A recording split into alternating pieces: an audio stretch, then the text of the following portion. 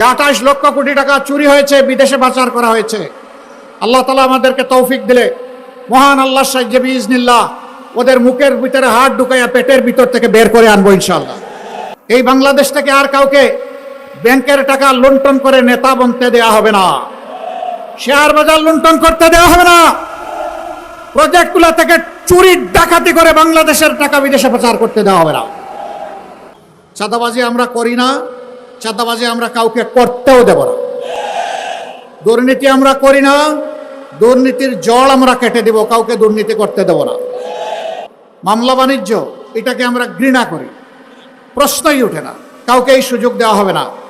বরঞ্চ অন্যায় মামলা করে কাউকে হ্যারাস করলে তাকেই শাস্তির আওতায় আনা হবে। অনেক সময় নিরীহ মানুষকে মিথ্যা মামলা দিয়ে তার জীবন ধ্বংস করে দেওয়া হয়, তার পরিবার ধ্বংস করে দেওয়া হয়, তার ভবিষ্যৎকে তছনছ করে দেওয়া হয়। ওদেরকে আমরা ছাড় দিয়ে কথা বলবো না।